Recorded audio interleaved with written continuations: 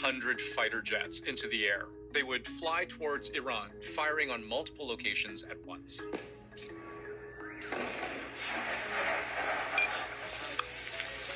The first explosions were reported in Tehran, the capital, around 3:30 in the morning local time.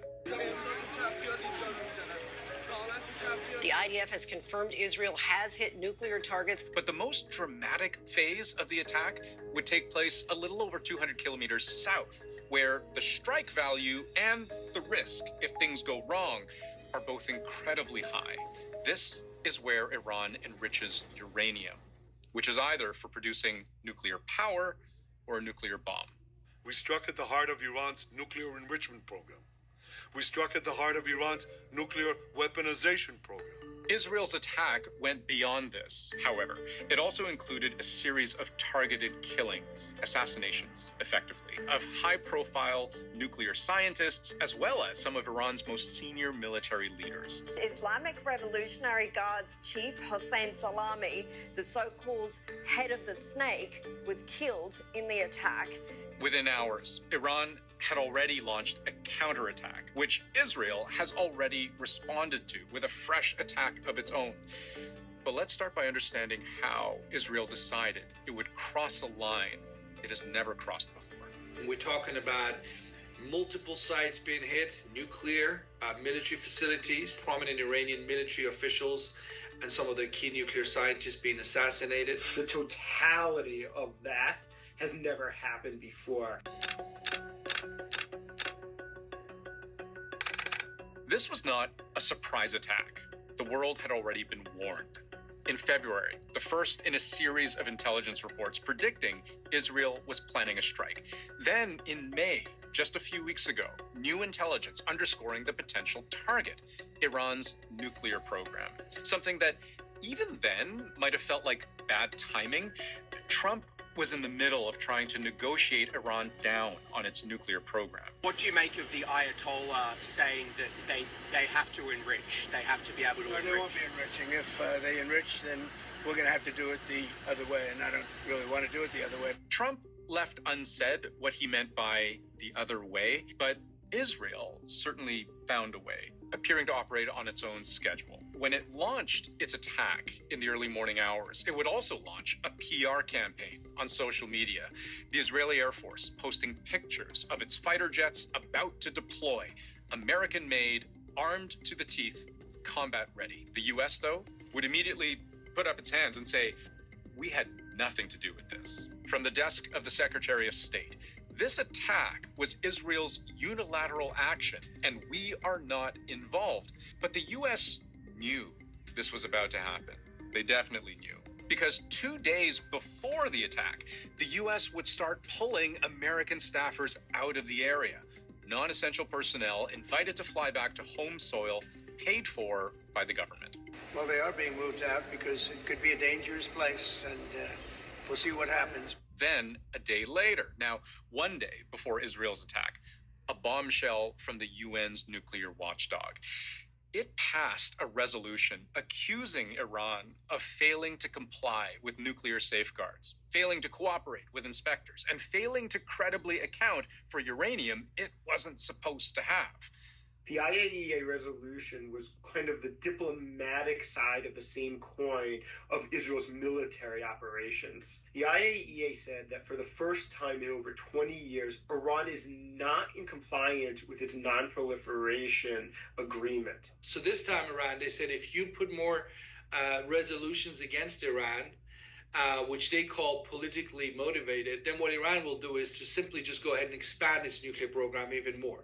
Israel has long argued that Iran obtaining a nuclear bomb represents an existential threat. So, here we arrive at the point just hours before the attack.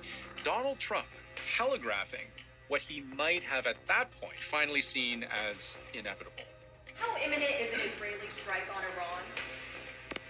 Well, I don't want to say imminent, but it looks like it's something that could very well happen.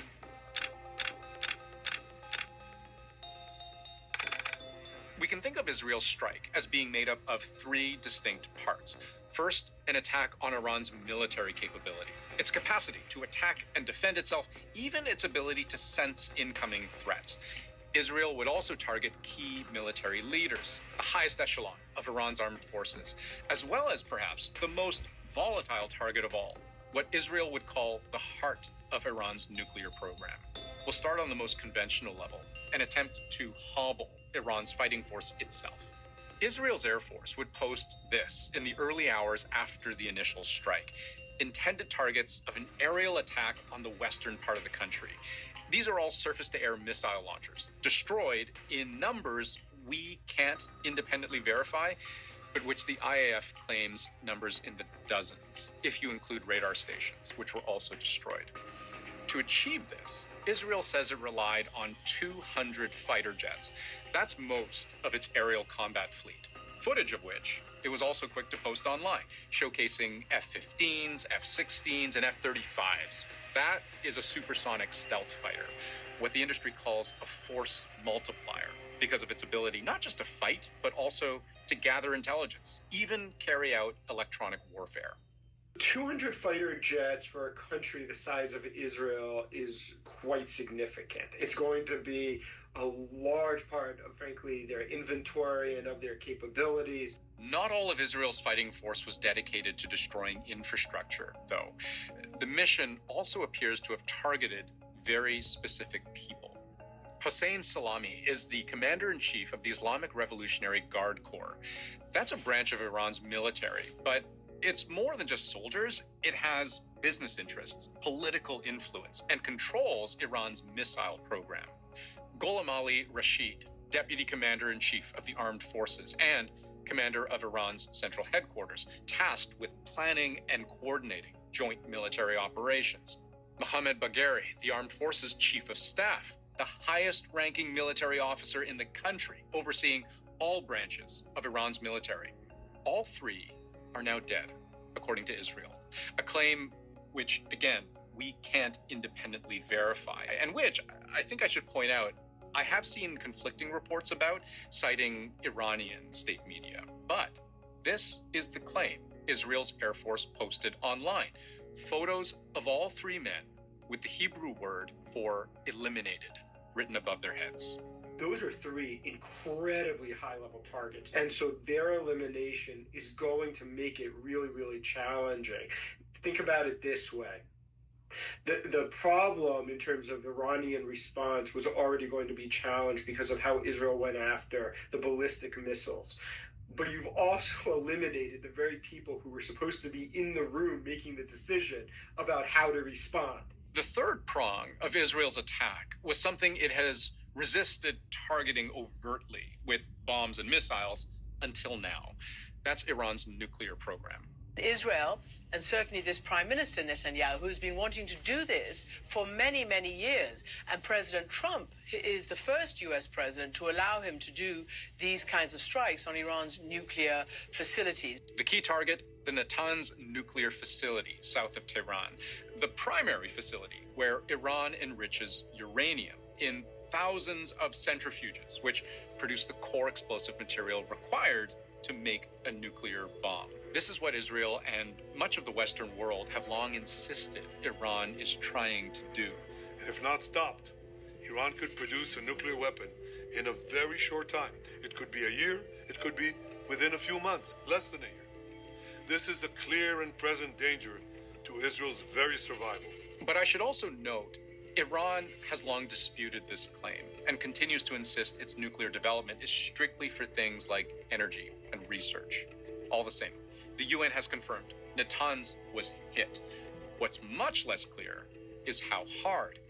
Israel claims it was able to damage the facility and attack its ability to function at all. But Natanz is also heavily fortified, its key infrastructure deep underground.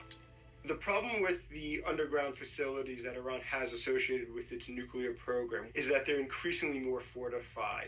The weapon systems that the Israelis traditionally have been thought to have haven't always been able to reach that deep to actually destroy the concrete, to actually collapse the walls, to fundamentally be able to obliterate, as Israel is trying to do, the facilities. But Israel also claims to have killed 6 nuclear scientists, in addition to its strike on the Natanz facility. So, how far this all sets back Iran's nuclear program as a whole is unknown, especially when you consider Natanz isn't Iran's only enrichment facility.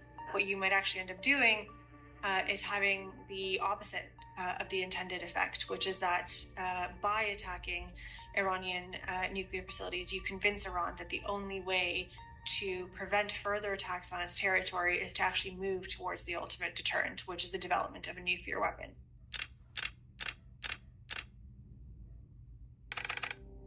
There have been new attacks since Israel's Operation Rising Lion began.